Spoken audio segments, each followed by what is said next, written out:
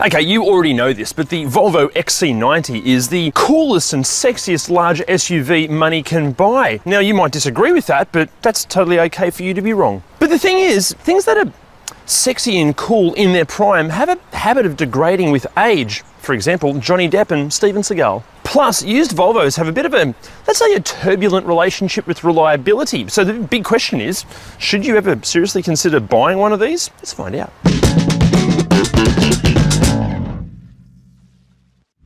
Now guys, in this video we're going to be focusing on the second generation XC90 that first graced us with its amazing good looks from 2015, and it's actually still a current model. And if you go hunting through the classifieds here in Australia, you're going to be presented with over 20 possible variants of the XC90, spanning 3 iterations. However, this abundance of models is not as convoluted as it may initially seem. First of all, know your generations. See, the initial XC90 ran for about 4 years, the mid-cycle update was relatively subtle overall, and the third and current range has been the most heavily revised. And then we come to the specific models. As you can see, the first 2 generations were offered in primarily 3 models, with all powered by various 2-litre turbocharged 4-cylinder engines that each send power to all 4 wheels via an 8-speed automatic gearbox. And look, I should mention this T8 with its turbo and supercharger and electric motor, the whole hybrid setup. It is very impressive, but it is very, very complex. And with complexity often comes confusion. And we'll get into why confusion can be a reliability nightmare later in the video. Now, remember how I mentioned that the more recent iteration has been heavily revised? Well, while Volvo retained 2-litre engines, they dropped the previous T petrol and D diesel options for B mild hybrid engines, while the flagship plug-in hybrid was renamed. And as well as the various models, you'll also have, generally speaking, 3 different trim levels. And what is available will vary on the year, generation, and the specific model, but what these feature and offer will obviously vary across the range too. Plus you have all the optional packages like the Polestar Performance package fitted to this car. Now the chances are if you want to buy something like this, you're going to have to pay for it, and unless you've got thousands of dollars hidden under your mattress, you're probably going to have to finance it, and that's where Driver comes in. With Driver, there's no need to talk to a complete stranger for hours about your personal finance. You can just apply easily online. You can choose the finance package that best suits your needs. There are no hidden fees, and you can get pre-approval in just minutes. Plus, finance your next car via that Driver link down there, and you're going to get $150 worth of free fuel. Awesome. And you know what else is awesome? Being able to see where you're going when it rains, and that brings in WiperTech. Look guys, WiperTech, they're honestly some of the best wipers we've ever used. They're easy to order online, they're delivered straight to your door, they're easy to fit. As I said, they do a great job. And if you order from that link down there, you're going to get 15% off and free express shipping. And now that we've paid a few of our bills, let's talk about the looks of this stunning thing. As you may have picked up, I'm a huge fan of this vehicle. You know a design's good when it's timeless. This thing's pushing 10 years old, which means the actual overall design was probably done maybe 12 to 15 years ago, and it still looks fantastic. Even the first iterations of these, they still look really current. And I argue that this in another 10 or 15 years is still going to look bloody good. And another sign of excellent design is these, even in their early base spec with the smaller wheels and in some of the, not so attractive colors, it still looks right. Let alone this color with the optional wheels and the Polestar package. Gorgeous. If you don't agree, you're wrong. However, like many, let's say, aesthetically pleasing creatures, it might look fabulous on the outside, but like some of my exes, inside there are some issues going on. We'll cover them soon. Now, obviously the big question when it comes to the exterior is what is the TBTL factor, or the turn back to look factor? It's when you walk away from a car and turn back to look. I give this easily a 9.1. Okay, inside, it's more utterly beautiful Scandinavian design in here. I personally love anything of Scandinavian design, and this represents everything I love. Pretty much everything you touch as well, it feels premium. Like the leather on the steering wheel feels nice. This all feels really, really nice. Good amounts of carpet down here. This could be scratchy plastic, but instead they've used carpet. Even the carbon fiber trim on this, I'm pretty sure it's actual carbon fiber. I don't think it's fake. If that's fake carbon fiber, that's the best fake carbon fiber I've ever seen. But notice how I said nearly everything feels premium, because there are just a few little things that don't. And this is being super picky. The volume control, the actual knob itself, there's no resistance to it, so it just feels a bit cheap. Some of this black gloss plastic, again, this isn't Volvo's fault. This is every manufacturer with bloody gloss black plastic. It scratches really easily, and it just, the buttons here, they just, even this, the drive mode button just feels a little on the cheap side. But then the leather on the seats, it still feels super supple and premium. Actually, wear and tear in general in this car, this is used daily. and it's quite good. It's funny, like some of the stitching here is getting a little bit old, some of the textures are getting a little bit smooth, but door cards feel good. I feel like with a really, really good detail, this would just be completely revived. But you can tell it's getting on a little bit in age. Now, as far as ergonomics go, these seats are so comfortable. There's so much adjustability in here as well. And honestly, it's a beautiful place to be. And then as far as practicality up front, you've got a spot perfectly sized for your minimalistic ReDriven water bottle here. Excellent sized door bins. Spot for life's filth just down there. A cute little like felt-lined cubby hole down here. I'm not sure what you'd put in there, but something that's kind of fragile because it'll get polished while it's down there. Underneath this cool roller trapdoor, you've got 2 cup holders there, spot perfectly sized for your keys here. Another spot perfectly sized for your keys. There. Oh, hang on, wait. Maybe not perfectly sized. No, not perfectly sized. Close enough. Then, under here you've got more storage space here with your auxiliary inputs and USB ports and stuff. You're thinking, well, there's no glove box, there's no handle. There is, it's a button. Decent sized glove box there for a lifetime supply of straws, apparently.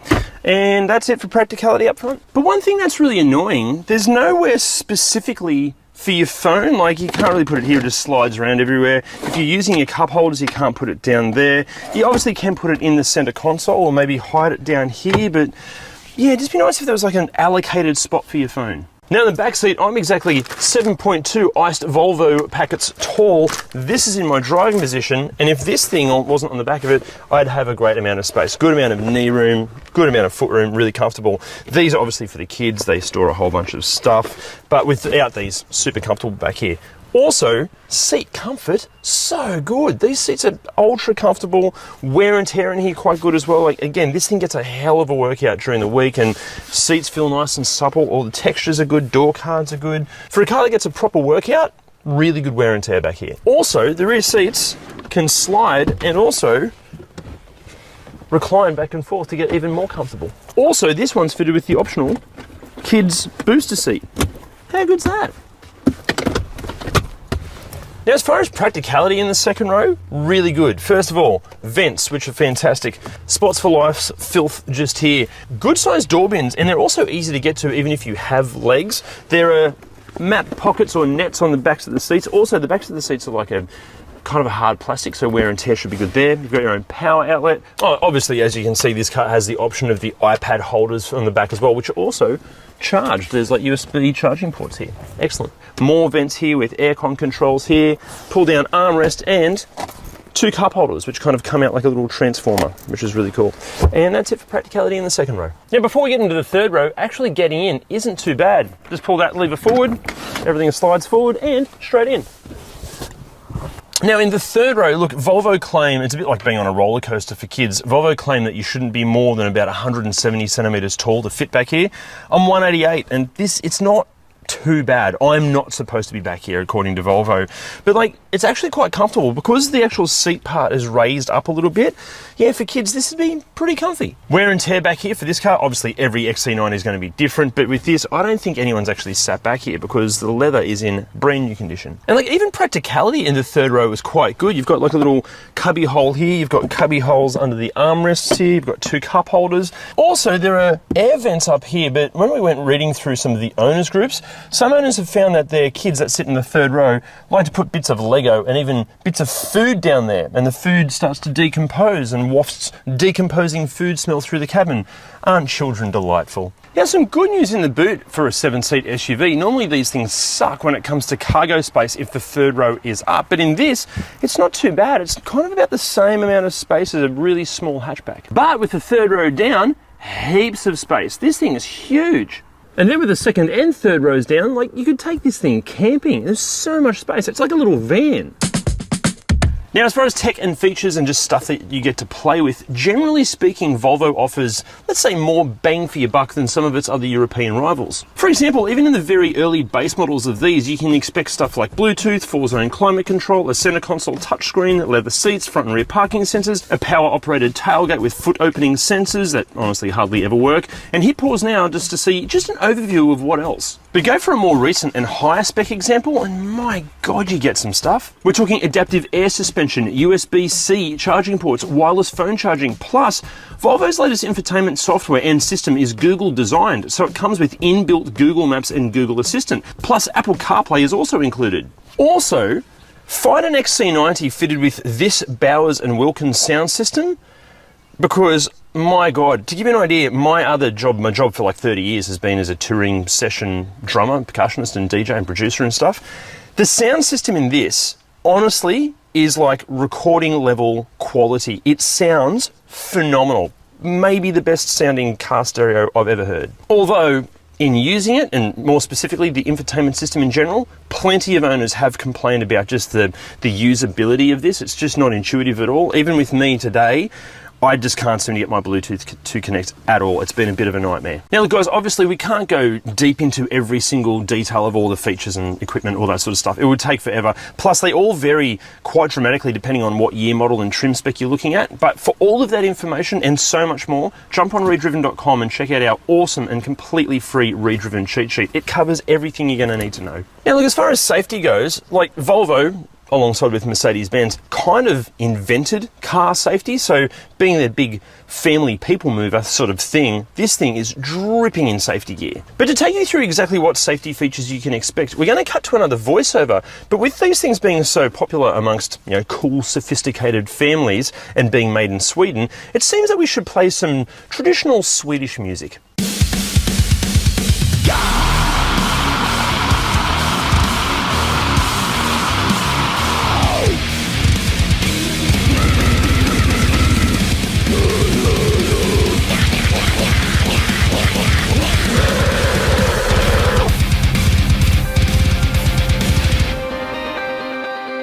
Basically, as was so eloquently communicated, the XC90 seems hell-bent on keeping you alive.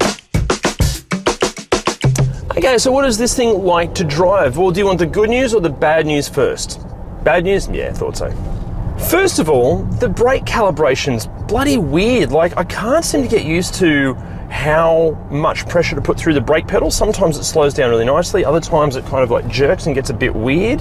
Yeah, it's almost like they got to like 90% of the development time of the brakes and then went, yeah, that'll do. Next up, like you can almost feel it's working and trying really hard at trying to hide its sheer size and weight, but it sort of ends up being like someone doing a really bad cover version of a song. Like it does feel smaller than what it is, but at the same time, you constantly have this sense that it's like, oh, I'm trying to hide the weight, I'm trying to hide the weight, I'm trying to hide the weight, but I can't quite. Also, with this one having a turbo and a supercharger and an electric motor, again, it feels like the calibration, they got to like 90% of getting the job done and then went, yeah, that'll do. Like it just feels not as fluid between transitioning between like the gearbox and all of the different drive systems. It's not bad, it's just a little bit underdone. And then there's a huge blind spot over there. I know the car's covered in sensors and cameras and all sorts of stuff, but yeah, that blind spot is massive. And that means that sometimes reverse parking in tight situations can be just a little bit terrifying. Also, the suspension. It's like when you hit a bump, there's this initial kind of hit and then it kind of sorts itself out rather than doing that all as kind of one thing. The suspension isn't bad. Ride quality is not bad at all, but it's certainly not at like Hyundai or Kia levels of good. Granted, Hyundai and Kia generally tune their car's suspension for Australian conditions. This one hasn't, and you can tell. It's just, again, it feels like they got to 90% of the job and went, yeah, that'll do. In saying that, the fact that it's wearing 22-inch rims with low-profile tyres probably doesn't do anything to help its cause.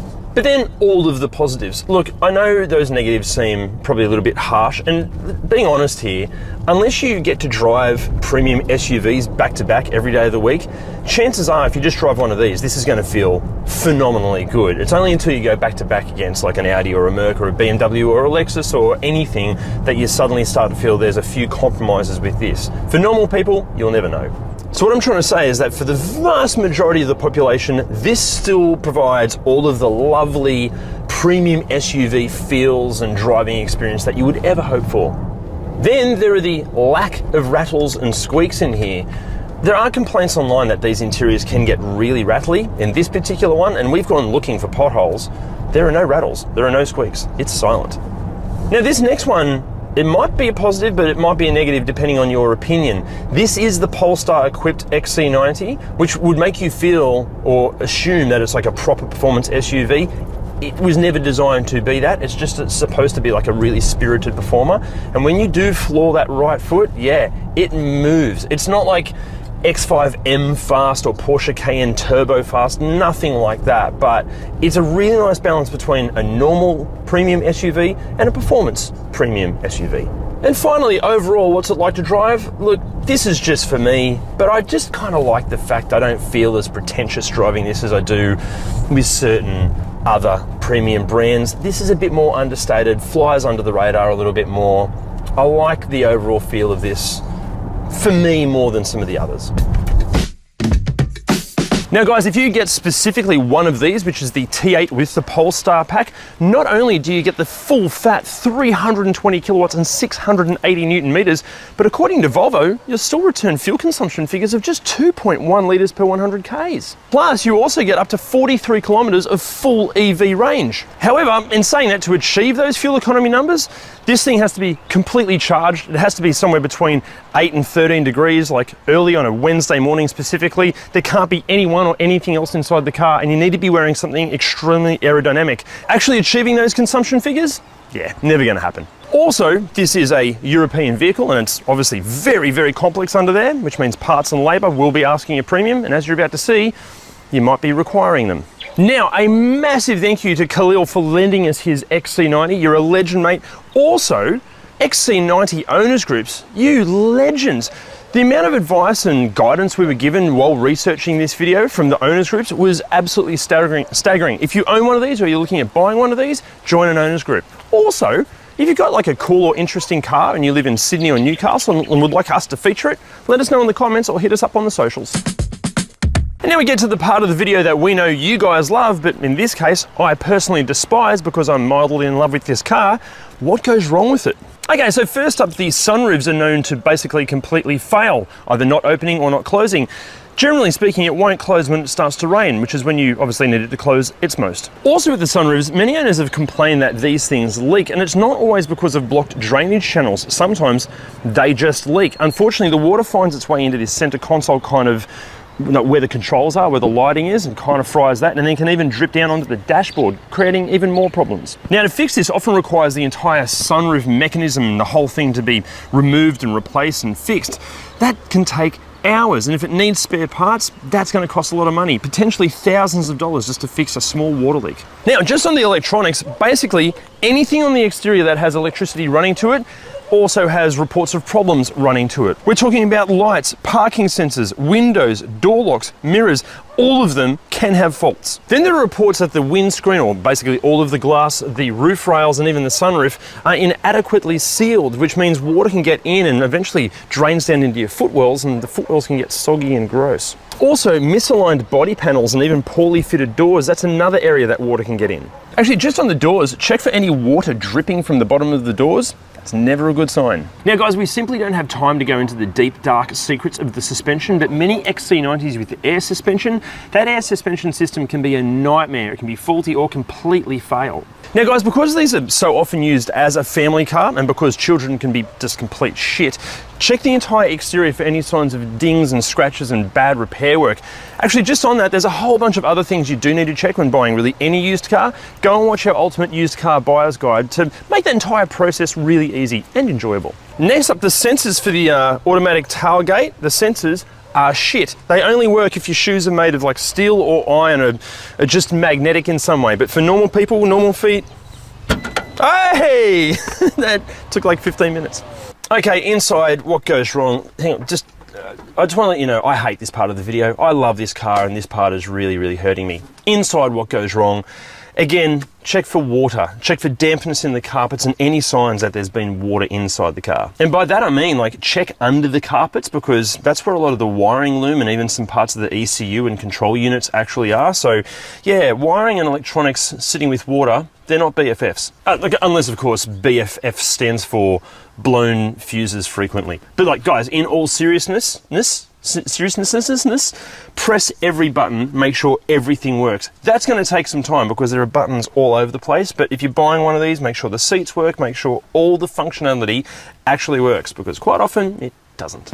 Now, the infotainment systems, as I mentioned earlier, these things can have some dramas. We're talking screens going completely black or just flickering and freaking out, cameras not connecting, just the functionality being an absolute nightmare. Some owners have reported that a software update fixes all this, but then other owners have also complained that even with software updates, they still just play up all the time. But like, the most troubling issue with these electrical gremlins is that there are owners that have reported hearing like a clunky noise, and then the power just goes out. Screens go blank, display goes blank, windows don't go up and down, but the car keeps running. That's terrifying. But in saying that, it can even get worse. We have also read reports where the car, the engine just completely stalls, and then therefore the steering locks, but the car's still moving forward. No. Just no. But look, while we're destroying all of your hopes and dreams, mechanically, what goes wrong with the XC90? I can't tell you because I'm not a qualified mechanic. Definitely not qualified to fix something as complex as this. But you know who is? It's Jim. So in terms of reliability, is Geely a better custodian of the brand than Ford was? Maybe. And are they as reliable as the Volvos from the good old days? Well, actually, no. They're not. The earlier versions of this generation, well, they had a lot more problems because they did iron out a lot of the issues as the models went on, but even the later ones do have plenty of problems. One of the common problems is the PCV system, or the oil trap as Volvo likes to call it. It has a bunch of diaphragms and springs and valves in there, and they often fail, and when they do, that can cause vacuum leaks within the engine, can also make oil leaks worse, and that can also contribute to the oil consumption issues, of which there are plenty. It is fairly common to see supercharger complications. That's on the twin charge version. It's not uncommon for them to have seal issues from as low as 50 or 60,000 kilometres. You'll know that you cannot quite often hear the noise, and they run terribly, and they log a lean air-fuel ratio fault code. And just on those fault codes, it is pretty common on these things to log phantom fault codes. They are very complicated, so the fault codes can't always be trusted, so it's something you really have to diagnose properly. The cooling systems on these, they're okay, although they are prone to leaks. The electronic water pump is a weak point, and they also have a coolant bypass hose. It's a plastic hose on the top of the engine. It often splits, and when it does, causes an overheating event, and that coolant pipe is actually part of a recall program, so definitely get that checked. Exhaust manifold leaks are pretty common. Sometimes the manifolds actually crack, and sometimes it's just the gasket. Now, you'll hear that, it just makes a horrible sound, and if you can't hear it, well, you'll definitely smell it. One of the biggest and worst issues that we've come across is they actually crack the cylinder liners. Now, when that happens, the bottom end of the engine is just not repairable. Volvo do supply a replacement short engine for these things. It's about a 20 to 25 hour round trip to repair it. So if it's not done under warranty, which in some cases it is, if it's not done under warranty, it's just ridiculously expensive. Overall, the diesels aren't too bad. They do have a common problem where the EGR pipe cracks, and again, you can hear that. They do have occasionally some problems with the DPRs and turbos and injectors, but overall, really no worse than any other diesel in this segment. And the diesels, just like the petrols, are prone to oil consumption too. There's plenty of documented cases about the hybrid control systems failing, poorly performing batteries, and ERAD failures. That's the electronic rear axle drive assembly. Sometimes that just completely stops. Now, some of those ERAD issues were sorted with recalls, and some were fixed under warranty. And in some cases, they were given an extended warranty. In some cases, they've been replaced 2 and 3 times. Now, big shout out to our local Newcastle Volvo dealership. The car we tested has had it replaced, and he's also been given a lifetime warranty on that car. So if you're having issues, pressure your Volvo dealer and just see if you can get that covered. There's plenty of reports on these things about a chronic vibration in the driveline. It usually starts with, well, let's get the wheels and tyres balanced. And then it usually goes, well, let's get the disc brake rotors machined or replaced. And then quite often it ends up being a problem with the drive shafts. And quite often all 4 drive shafts can be replaced. And even after that, some people are still complaining about low speed and acceleration vibrations. And it seems to be quite difficult to fix. Lower control arm bushes do wear out fairly prematurely, and the air ride system, there are plenty of issues there with the suspension itself and the compressor that runs the whole thing. A couple of service recommendations. The diesel's timing belts are due at 150 and the petrol engines are due at 240.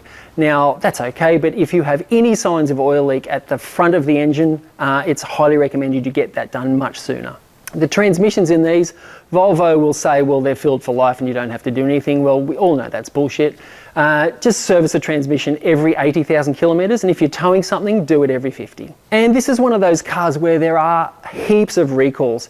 Have a look at the ReDriven cheat sheets, they're all on there, and you can also do a bunch of other independent VIN searches, but you really should just make sure all the recalls are up to date. Now, typically the owners of these really love them, despite any of the problems they've had or will admit to, and some people have had no problems whatsoever, but it's fairly likely that if you're looking to buy one and you're talking to an owner, they will most likely recommend getting some sort of extended warranty just to be on the safe side. Okay, so after all of that, should you buy one? Okay, look, personally, yeah, I still would, but you probably shouldn't. See, I love cars, and I especially love cars like the XC90. I love how it looks, I love the practicality and the whole vibe of this big Volvo. I love how it drives. I also love the tech involved in the engine and the hybrid system. But my day job is making car videos, so I'm in the incredibly fortunate position that access to multiple cars is never really a drama.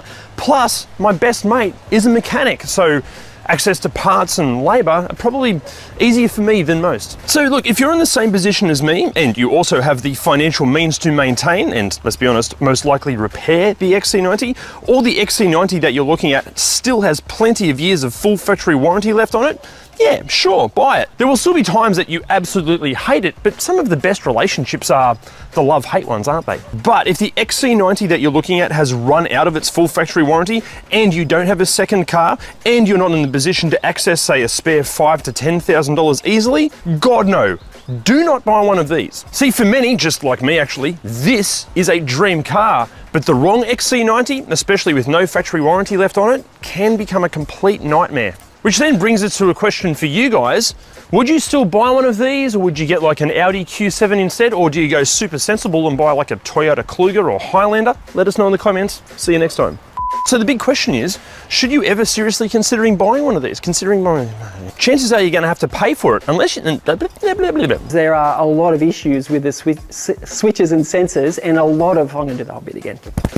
The whole switch and sensor system and the ECU often has very... but why? Guys, if you go for exactly one of these, which is a T8 with the Polestar pack, not only will you...